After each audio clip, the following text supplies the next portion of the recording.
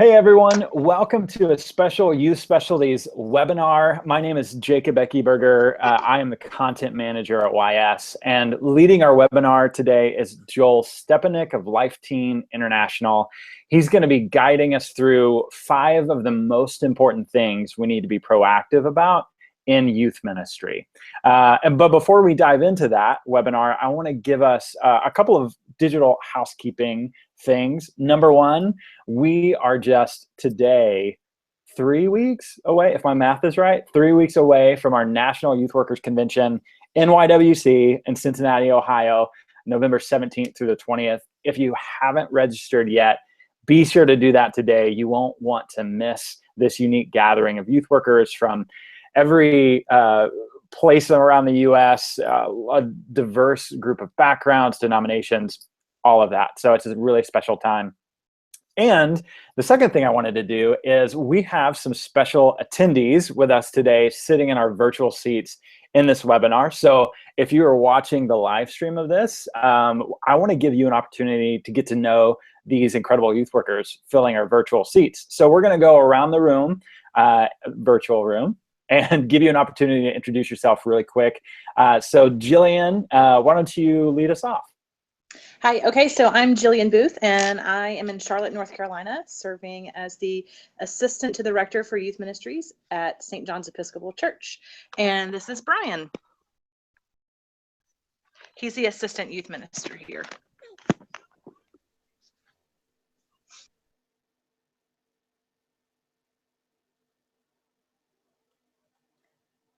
Hi, I'm Ashley, and I work for Young Life in Bloomington Normal, Illinois. It's in the middle of Illinois, and I've been in Bloomington for about a year now. I'm Ash Sanfilippo. I work at Treehouse, which is a nonprofit in the Twin Cities that reaches out to at-risk teens, and I've been here for about 7 years.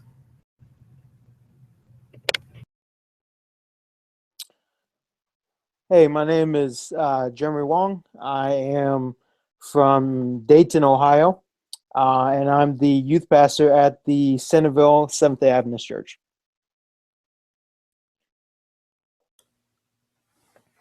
And my name is Joel Stepanek. I am the Director for Resource Development at an organization called LifeTeen International. We're a Catholic youth ministry organization, and I'm in Phoenix, Arizona right now, but I was born and raised in the great state of Wisconsin. So I've had a significant climate shift. I've been in youth ministry for, I say over a decade because it makes me feel less old, but about 12 years now at this point. And I grew up in a youth group and have been blessed to be able to continue to serve the youth of the church and the body of Christ since then.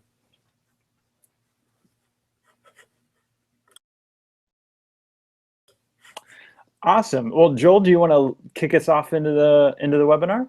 Yeah, absolutely. And let's start with a prayer for all of us who are here in the virtual seats, and we'll get started for all those who are joining us on the live stream. Thank you for joining me today and for joining our entire group as we talk about 5 issues we've got to proactively address in ministry in order to proclaim the gospel in a healthy and impactful way. And so, Heavenly Father, we thank you for calling us to ministry, to be able to serve in the vineyard, to be able to proclaim Christ to those who need to hear his voice, who need to hear the gospel. We ask you'd send your Holy Spirit to be with us, to be within us in our ministries, to give us eyes that can see areas where we need to step in, to be proactive, so that we stay healthy, so that those that we serve stay healthy, and ultimately that all are guided to your Son. We make this prayer in his name. Amen.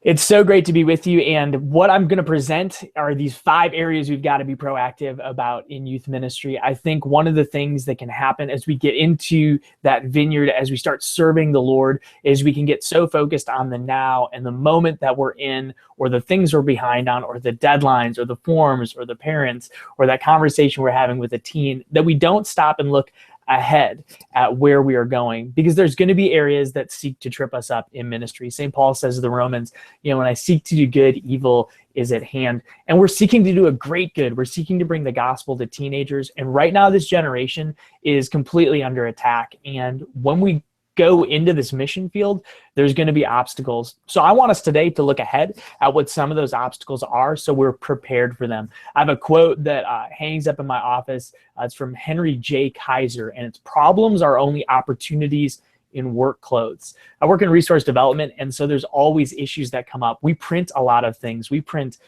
thousands of copies of different books several times throughout the year, and it seems like every time we print something, we seek to do something good in providing resources to churches. There's some hiccup, there's some issue. And if I look at those things as challenges, as just obstacles, as frustrations, rather than opportunities for growth, rather than opportunities to do something great, I'm going to get burnt out. In ministry, we've got these same things. We're going to have trouble. We're going to have challenges. But if we can proactively address them in these 5 key areas, not only will we be able to survive in ministry, but we'll really thrive in that. So we're going to run down the list. What I'd encourage you to do, those in our virtual seats and those who are watching on our live stream, just get out a pen and a paper, jot some of these things down. But rather than just taking straight notes, go ahead and write down areas where your ministry specifically is impacted by these 5 things, where you draw a connecting point. You say, ooh, like that's hitting home right now. And you kind of start to pull away from this rather than just, oh, like that was kind of a neat thing, but with some really concrete and practical ideas moving forward. That is my goal for this webinar. So here are the 5 areas, and we're going to run down from the very big to the very personal. Here is number 1, safe environment training. If we're going to do work with youth, we have to be trained in safe interactions and safe relationships with young people. So this is an area to be proactive about. It's not a place where you want to get to an issue and then have to address it. This is like the least fun thing, to start off with a webinar, is how do we maintain safe boundaries with young people that we serve? But it's absolutely critical. Nothing will derail your church or your ministry faster than an accusation against somebody on your adult volunteer staff, against somebody on your church staff. As somebody who's a part of the Catholic Church, several years ago, we really had issues with this, and it was a very dark time for a lot of us who were seeking to do good things for the youth in the church, and seeking to serve young people the best way that we could. As a result of that, our diocese, our churches have come up with very good and very strict safe environment guidelines. And so I want to pass along some of that wisdom to you.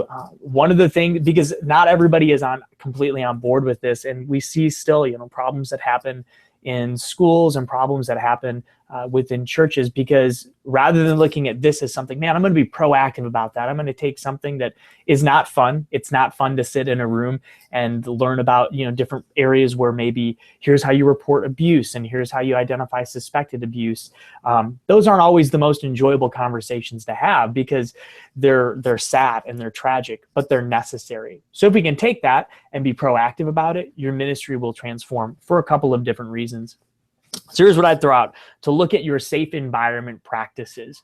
What does your staff know about safe boundaries with young people? What do your adult volunteers know about that? And have you mandated some kind of training with them? So for those of us, in my ministry, in my organization, all of us have to go through, once you're hired, a mandated 8-hour training on safe environment, not just on how do we keep ourselves above reproach in our relationships with minors, but how do we identify areas where maybe they're suffering abuse, or areas where maybe they're being hurt by another adult, not in our ministry, but just outside of that. What are the warning signs? And then how do we appropriately step into that? Those are things that really seek to answer a call to serve on a deeper level. Being able to identify those warning signs, being able to identify places where maybe we are called to step in and liberate somebody from the bondage of abuse. So that's one area where mandated training can really help.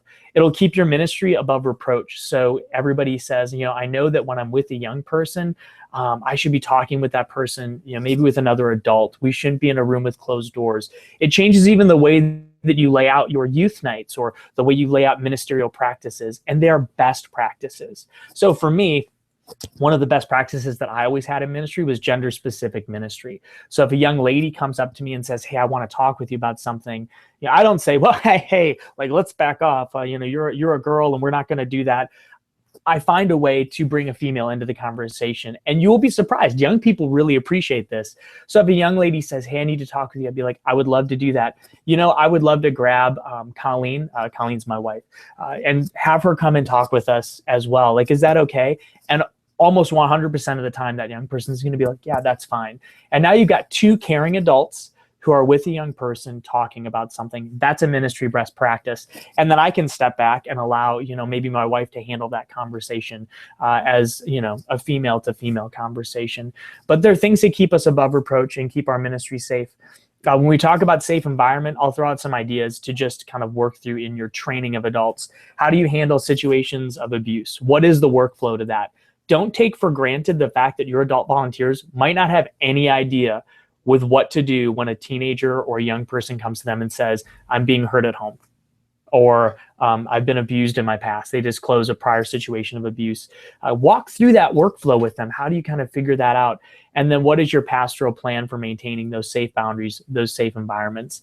A couple practical things. I'd always encourage you to have two adults and to train your teams to say, we do 2-to-1 ministry. There's always two adults, with one youth. If there's a situation where it can't be, make sure it's in an area that's open, that's accessible, and that keeps you, above reproach, that somebody knows where you're going. So if I'm having a conversation with a young person, I'm not like off in a back room where nobody knows where I am and nobody can find me. Like I can still have a semi-private conversation where I'm seen, and it creates, that environment of safety. Mandate background checks for your adult volunteers. I know a lot of places do this, but some places still are catching up to that. Those kinds of things are deterrents for people who would be predators. When we go through our 8-hour training, we work with a group called Pastoral, and they actually have connections. They talk with FBI agents on best practices. I mean, there are full message boards on the dark web and places where criminals and those who would seek to harm young people hang out, that talk about, and they've told us, we'll literally talk about different churches, different denominations, different places where it's easier to get access to youth. And they'll share that information.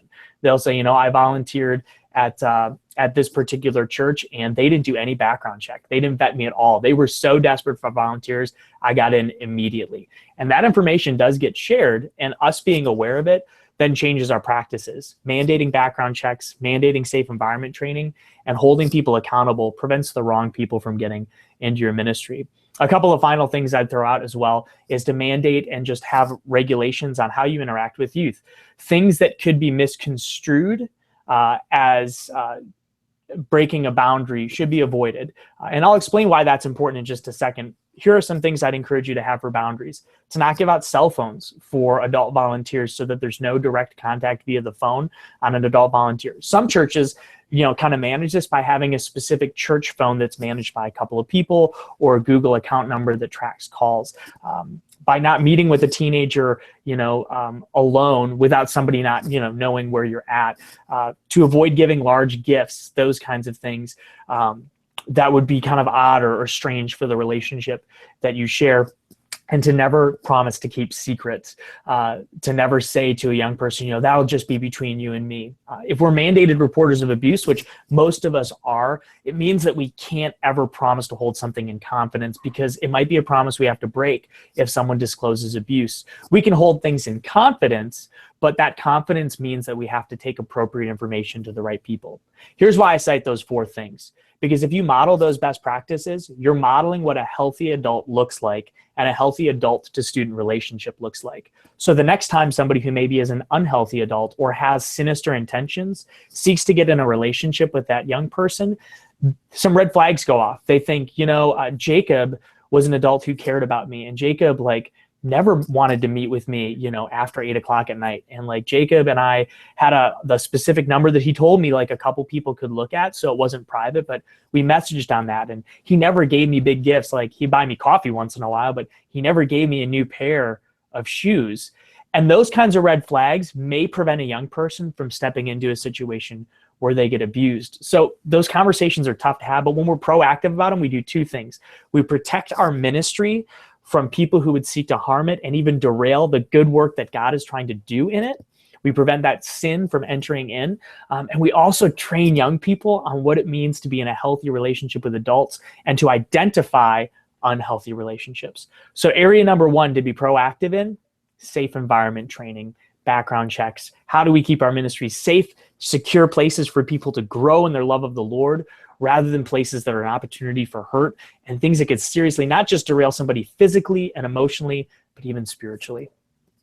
The second area to proactively address then is tragedy. A lot of parishes, a lot of churches have plans for curriculum. They have plans for retreats, but they don't have a plan that sits on the shelf, hopefully dusty, for how they're going to manage tragedy. So I'd encourage you to be proactive about this. I had a conversation with a youth minister a while ago where she came up to me after a convention that I was presenting at, and she was very upset and said, you know, we have a young man named Brian in our youth group.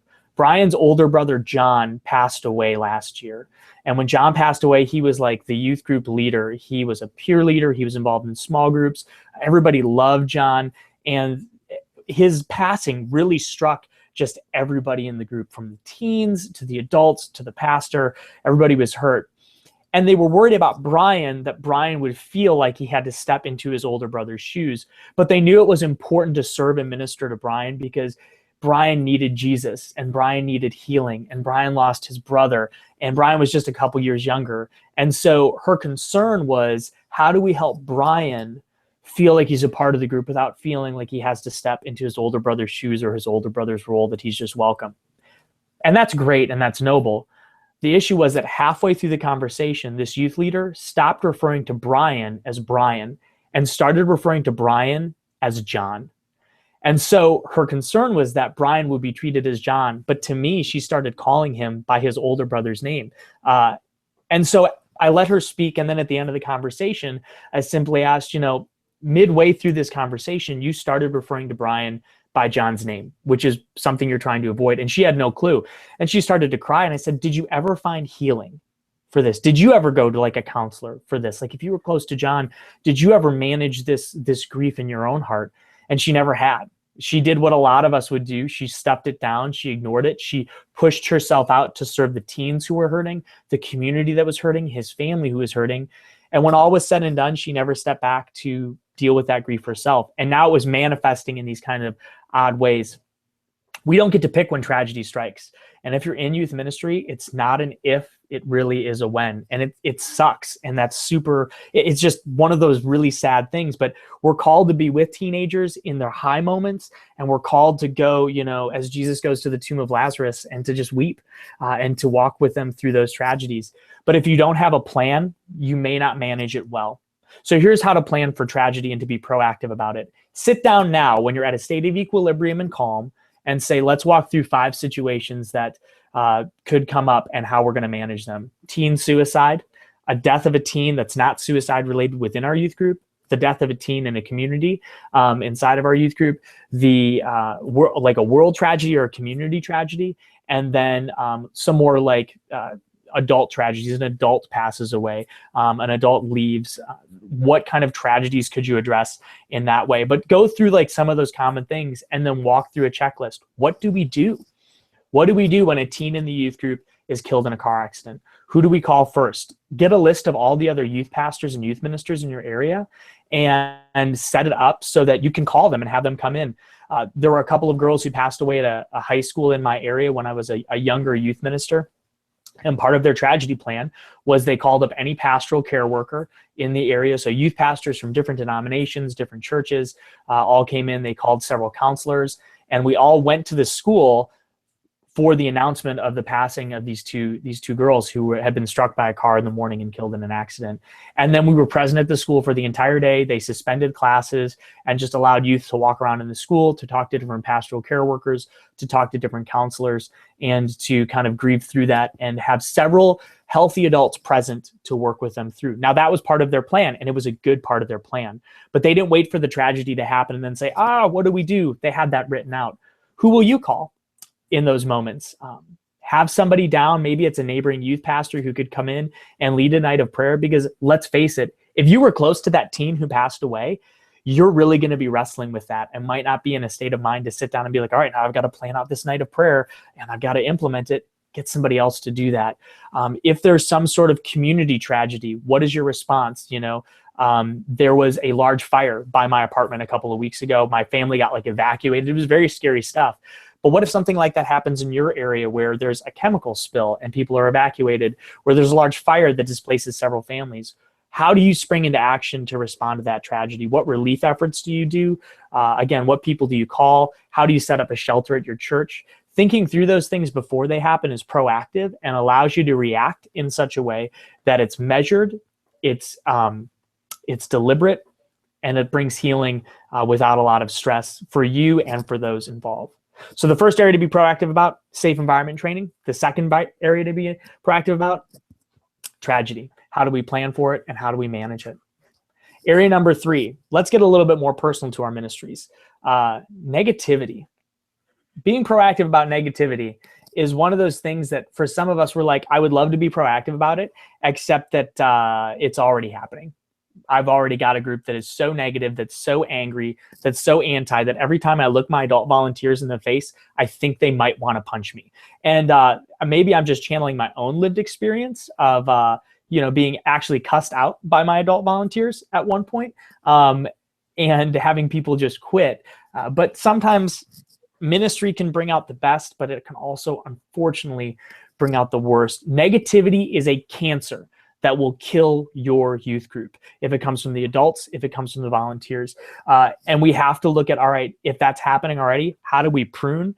How do we get rid of the things that are causing us to be negative? Jesus in the Gospel of Matthew says, if your right hand causes you to sin, cut it off, Matthew 5:30. And like that kind of extreme pruning is something we have to adopt. Sometimes we don't like to think of negativity and approach it because negativity causes conflict. And we feel errantly like, man, if I let it go, maybe it'll just take care of itself. If I just ignore it long enough, people will start being positive and happy, after the Cubs win. People will be in a better mood after the Cubs win. It'll be okay. People will be in a better mood after the holidays are over. And we ignore it because we're afraid of stepping into that conflict.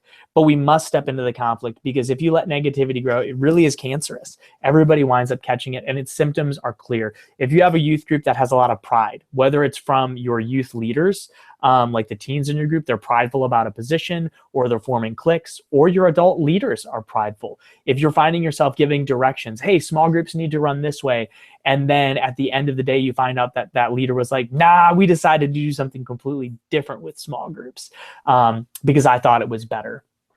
If you have a lot of backbiting, people who are very kind to your face, and then afterwards you find out that there's a lot of gossip or a lot of people tearing you personally down or other people down. If you find that just the general attitude of people is negative and like, oh, here we are again at youth group.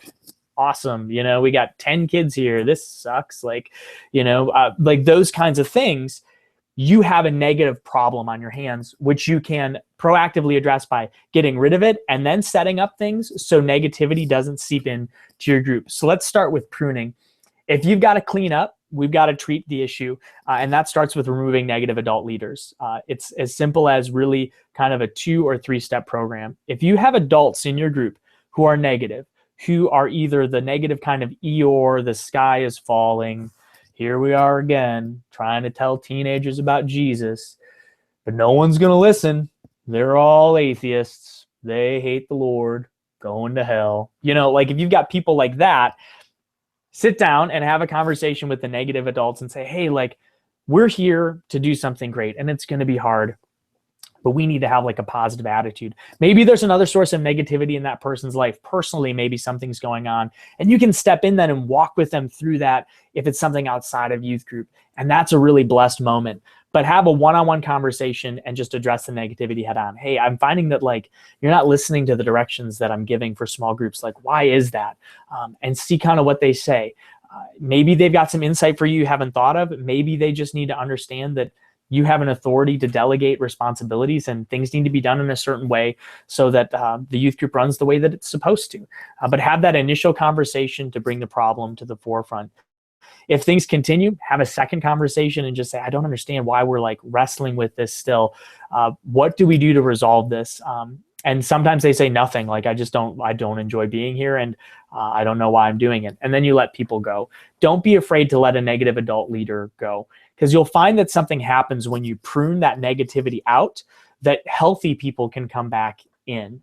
When I started out in youth ministry, full-time professional youth ministry, we love to, we are professionals. We're professionals. We are professionals for the Lord.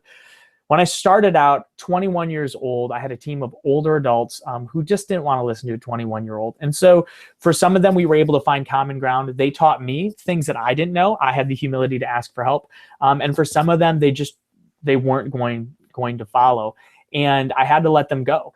Now, at the time when I started, we got down to, at one point, we had 7 kids coming to our youth group, which I guess is okay, except our parish had 15,000 members. So 7 kids at a youth group of a church that size, we're missing the boat here. And I couldn't figure out why more teens wouldn't come. So we cut out the negativity. I asked those adult leaders to leave, or some of them just flat out quit. And interestingly, when we only retained the positive people, more teens started to show up. And more teens started to show up. And pretty soon we had 50 teens, and then 75 teens. And then I was begging our church for adult volunteers. And you know who responded? The positive people, because they saw the other positive adults. And the youth group grew and grew and grew and grew until we had numbers that were appropriate for our church size, because people want to be in a positive environment. Like, think about you. If you're going to get invited to a party where everybody there is negative and anti-everything, you're not going to go to that party. Like, nobody wants to be around negativity. Our world has enough of it. We are looking for something different. We're looking for joy. And hey, the church provides that. So prune those people out and you'll find growth. Once you prune the weeds out, we've got to add things that keep the bad from getting back in and keep negativity from getting back in. So here's a couple of things I'd throw out here. And let's start with the most controversial one. Evaluate your dating practices with your adult volunteers. Some of us, especially if we are younger and we have younger adults in our group, we're going to have young people who are like, man, I love being around other young, well-balanced Christians. And you're single and I'm single. What if, and that's not necessarily an issue. Like, that's going to happen, and we want people to, wind up in holy, like, good marriages. And if it comes from our youth group adults, praise God. But what if we had some boundaries or some rules that everybody knew? So if I had adult members, adult volunteers, adult ministers start to date, I would sit them down and say, hey, this is great. I'm going to be praying for you. A couple of things. Negativity or issues in your relationship, never enter the youth group room. And if you break up, I would like to know which one of you is going to quit, or if both of you are going to quit. Because let's call a spade a spade. If 2 people break up and they both show up the next day at your youth group, that's going to bleed into the youth group, especially if they've been dating for a while. And there's nothing teenagers love more than adult drama. It's like real life Bachelor for them. And it's fantastic. And they gravitate to it. And who broke up with who and what happened? Tell me all the details, Jenny. And that's not good. So I always ask my adult volunteers, all right, if you start dating and you guys break up, this is not about finding people to date. This is about serving young people and leading them to the Lord. And I need you to honor that. So out of humility, which one of you will step back? And maybe both of you step back. And that's okay. But it prevents things from getting rough on the team. It prevents things from passing on to the young people who are there. So that's the first thing I would kind of encourage you. What do your dating policies look like? Because it's great and it's wonderful when we're like, this is so wonderful. These 2 adults are going to get together and they're going to have this beautiful marriage and all the teens are going to come and it's going to be amazing, until the day that they break up and they're like, I will not be in the same youth group as him whatsoever. Then it sucks and it's no fun. The second thing you can do to be proactive about a positive culture is just foster a culture of sharing and prayer and affirmation. Affirm one another. Don't wait for somebody to start affirming you, but anticipate one another in showing honor. If you want like a great place, like a great rundown of what your adults should seek to do and be about, go to Romans 12. There's a great list for just what it means to be a community of disciples. And one of those things is anticipating one another and showing honor. I'm going to show you honor, Ash, because you're a brother in Christ, and I'm just going to anticipate showing you honor. Like when I see you, I'm gonna affirm you and not expect anything of it. And if you're coming back and you're anticipating showing me honor, like now we've got this mutual affirmation, and that is really, really a cool thing. Encourage your core team, your adult volunteers, to pray with one another, just on their own without those forced things. It's like, all right, it's the end of the meeting. I'd like you to awkwardly find a partner by making eye contact with people. And then we are going to say a prayer together. Just encourage people to pray together, provide opportunities for that. Take people on a retreat. Take your adult volunteers out for a day just to pray, to worship, to get to know one another. Those are great things. The next thing you can do to foster a positive culture is to become an empathetic leader. Empathy is an important trait that we are losing because empathy involves being able to look at another person's perspective and stepping into their shoes. And with the internet and comment boxes and social media, we look at people as icons, even in real life, rather than a person with feelings, because we're used to that. So I always laugh. I'm like, man, I hope that nobody who's seeking to come to Christ goes to like Christian blogs or like, in my case, Catholic blogs and reads the comments, because they're going to be like, not a chance. You people hate each other. Like, you are so angry. Like, I wouldn't, because we're losing this idea that another person has feelings and thoughts. And so empathizing with somebody is not rushing to judgment of, man, why is that core member, why is that adult volunteer like negative, or why are they prideful? It's saying, can I step into your shoes? What is going on in your life? And can I feel empathy for that? A guy named Richard Richards, which is a great name. He's got a book called The Art of Winning Commitment, which if you're looking to strengthen commitment among your team is a great read. But I love this quote he's got about empathetic leaders. He says, empathetic leaders are able to tune into the emotions of others, to value those emotions, and to accept them as legitimate, even when they are uncomfortable or inconvenient to the leader's purposes. So I'll tell you a story of failure with this. When I first started, again, 21-year-old youth minister who knew it all and knew everything there was to know, an adult volunteer was telling me about like some interpersonal struggles they had with a couple of the ministry teams. And I was just so frustrated at like how negative these people were with one another, but she was really hurt. And so she's sharing her feelings. But in my mind, I'm like, get over it. Like, you need to just get over it. This is about the youth and Jesus. And I failed to be empathetic and hear her feelings. And at one point I looked at her and said, look, I don't care how you feel. Yeah, that's not the best way to manage that kind of situation. And it was a failure to be empathetic. Instead, what I should have done is say, I think that there's some other things going on here, but right now what she feels is hurt and sad and like anxious about the negativity with these two teams. Now that I understand how she's feeling, how can I step in and walk with her towards a greater understanding of her role with the youth group and ways that we can find healing? And then the only way to become empathetic for us as leaders is to become self-aware. Like, are you in touch with the interior movements of your heart and who you are? Are you self-aware enough to know when you're stressed, when you're angry, when you're taking out your frustrations on other people on your team? Which actually leads into the fourth area we have to be proactive about, which is health and balance. Hey, there's one thing that destroys balance in our lives, friends, and it's one word: later. I'll get to prayer later. I will start working out later. I will read that book later. I'll take my spouse on a date later. Later kills balance in our lives because later gives us the excuse we need to feel good about doing something, but just not right now.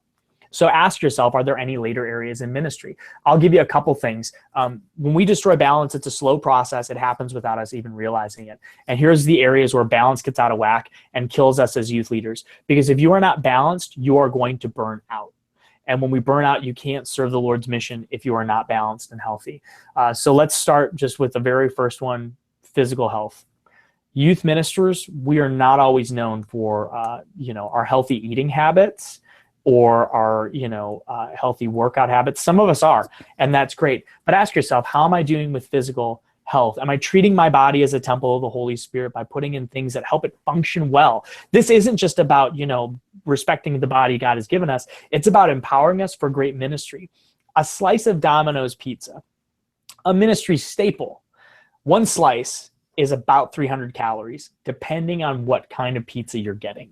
Which means if you're going to sit down with teenagers who have the metabolism of Usain Bolt, And you're going to be like, yeah, let's share a pizza, bro. Let's have half of it. Look, I'm 30, going to be 31 soon. I'm not going to keep up with that 17-year-old track athlete. I'm just not.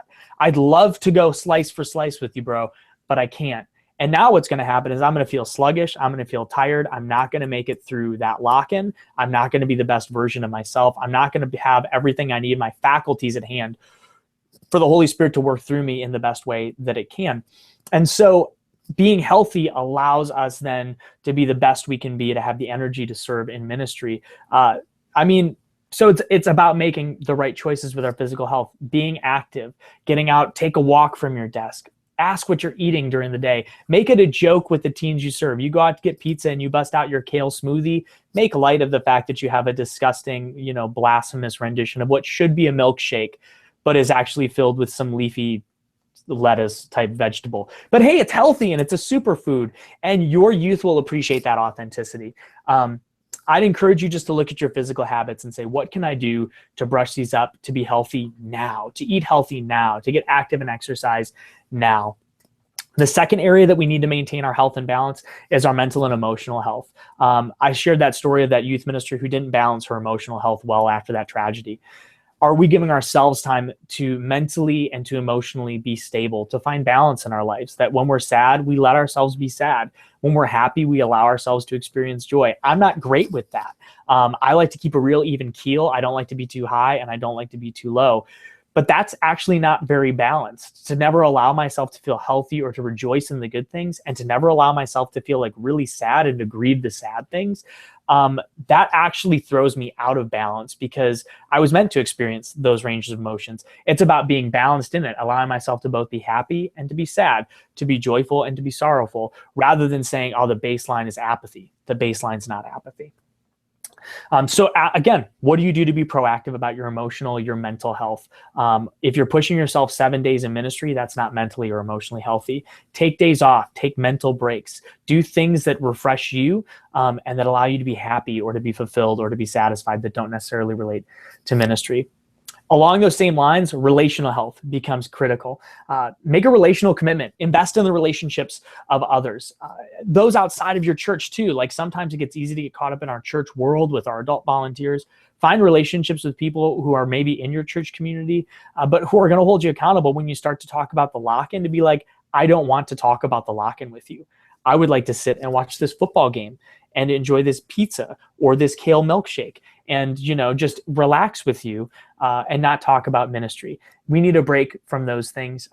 And then invest in the relationship you have. Tell the people you're friends with that you love them often. I called up my old college buddy this morning. Today's his birthday. We talk, every once in a while. But I made a point to call him on his birthday and to say, hey, man, I love you. Happy birthday. Tell your family you love them. Tell your extended family you love them. Make sure people know. Don't take for granted that they do or don't know. Spiritual health, we always address this. Make sure that you're praying and staying balanced in prayer. We know that. I need not say more. But here's the two areas where I think we maybe do need to say a little bit more. Spiritual health is critical, and we know we need to pray and stay balanced in worshiping, staying connected to the Lord. Pray for yourself, and then pray for the needs of your program. But then beyond that, the last two areas of health I'd encourage you to look at are your intellectual health. What are you doing to grow in your intellect? Are you reading the right books? Are you taking time to pray and then read through spiritual writings? And then financial health. I know in youth ministry, all of us are making six figures. And if you're not, you're just not a good youth minister then. You should be making at least $150,000, $200,000 signing bonuses at the end of the year. But let's say that that's just not in your budget and your church can't pay you that, shame on them. But if that's you, what does your financial health look like? I hate it when a youth pastor, a youth leader looks at me and they're like, yeah, I got to get into the corporate world because I just can't support my family. That stinks. And, looking at the different figures, Group Magazine does a wonderful youth ministry salary survey every year. We're at a range here. But generally, the median youth ministry salary is on par with what other jobs similar to that, teachers, educators would be making. So if we know that we're not necessarily going to get that big bump and that annual bonus from our church, we have to manage our finance as well. Because if there's anything that's going to derail you mentally, emotionally, even physically, it's worrying about money and how am I going to pay for and support my family. I love Dave Ramsey's Financial Peace University. My wife and I went through it, and like, it does bring about financial peace, but find a way to budget, to control your finances. If you know you're not going to make more in ministry, find ways to make your money do more that you do make. It involves making sacrifices and understanding our budgets. So the last thing with health then is it's a daily discipline. It's something we practice now rather than later. And the fifth thing, and it's really short, so we're proactive about safe environment, about tragedy, about our negativity that exists in groups, and then our health and our balance. And the fifth thing to be proactive about is preventing burnout. And if you're proactive about these last four things, then you've already been proactive about preventing burnout. I know that's like the scary youth ministry word, but if we can be proactive about that, about those four areas, we're also proactive about the fifth. We're not going to burn out. We're going to stay healthy and balanced and well, so we can serve well, we can receive well from the Lord, and we can be all that God has called us to be. And so be proactive in these things. They're not challenges, they're opportunities to grow, opportunities to establish structures that make sense and allow you to serve and your ministry to be all that Christ is calling it to be. That's awesome, Joel. Thanks so much, man. I know for me, the thing that resonated the most was the idea of having a community sort of like call list for tragedies. Ashley and I serve in the same community, and I don't know if we have one like that with our local network. So that's, I mean, right away, that's a really great practical takeaway for me. I would love to hear from other youth workers here on our virtual seats, maybe what some takeaways were for you. If you have any specific questions about how some things might apply in your ministry. Joel did a great job of covering some really difficult topics and also some topics that aren't quite as tangible, but like are just as impactful. So what is resonating in you and in your minds?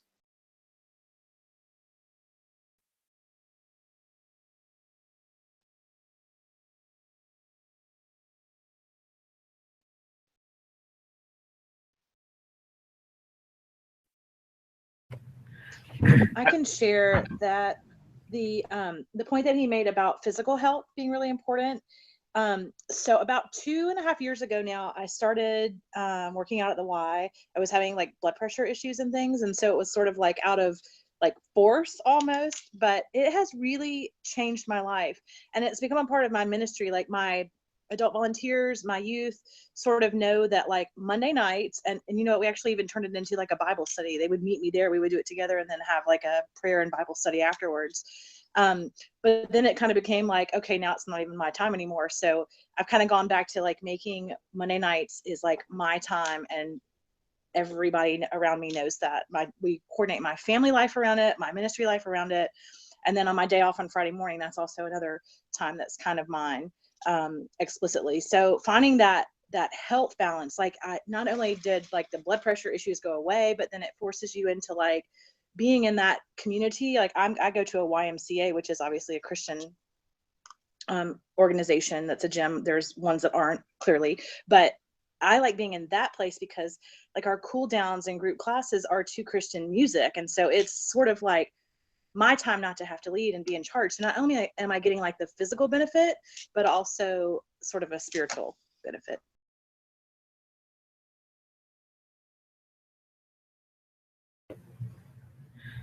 I was going to ask the kind of the piece that stuck out to me was the negativity piece with the adult volunteers. And I was wondering, Joel, do you kind of have an idea? I know people are all different across the spectrum, but kind of where that seed of negativity starts and comes from? Yeah, there's a couple of places where it can. Change is always one. So I warn new youth leaders that are going into a new church that, negativity is going to be present when you walk in, because we don't like change. And if you're coming in with with new programs or new ideas, or just by virtue of you being new, that change is going to cause some negativity. There's ways to manage that, though. I talked to a youth leader just a couple of days ago who was really struggling, and he said, the community doesn't support me. And I asked him how involved he was in the community. Like, had he gotten involved with different ministries in the church? Was he trying to meet people? And his response was, no, I don't even go to church there on Sunday. And that would be one way to manage that negativity, to say, hey, I know that I'm new and I'm bringing some changes, but I'm not, I want to be invested in this community. Like, I'm on your team. So that's one way to counter it. Change is a seed of it. Sometimes it's people who have just been there too long. You know, we get old and we get bitter, and the seed is, I'm doing this as a favor to you. And anytime people have that mentality of, I'm doing this as a favor to you, negativity is going to spring from that. And then sometimes it's really just simply human sin. It can be two people get in a fight and it never gets resolved. And so then, like, that kind of festers below the surface. It could be that somebody feels like they were slighted. Why'd you cut my testimony? Why'd you cut my talk? And they never address it. And so sometimes there's those underlying things, and sometimes it's a conflict of personalities that just doesn't get resolved. I found that those are the most common seeds among a team that, you know, really can wind up festering and then blossoming in full out negativity. That's a great question. I love that. And Joel, I appreciate that your approach to that. To me, it seems like it takes into consideration all the ways that other parts of your church need to be in balance with youth ministry, meaning that when you have a negative volunteer, you know, we need to remember that person is also a person we need to care for, but it just needs to not be in a leadership role with our youth ministry. You know, like, they still need to be involved in small groups or whatever ministry that can feed them, that can help them address those negative issues. So that way it's not like we're just cutting them, releasing them out in the wild to fend for themselves, right? Like, we're allowing them to get plugged in and served by the rest of the community, knowing that the youth ministry doesn't have to be the one to fix them, and us as youth workers don't need to be the heroes for them. Well, I appreciate that. Any other final thoughts, any final questions before we say goodbye? One thing that that we've been thinking about in our area a lot is how like, we cultivate community under that negativity part. You know, we say a lot in the area, like, there's no room for negativity in Young Life. Like, there's no room for it.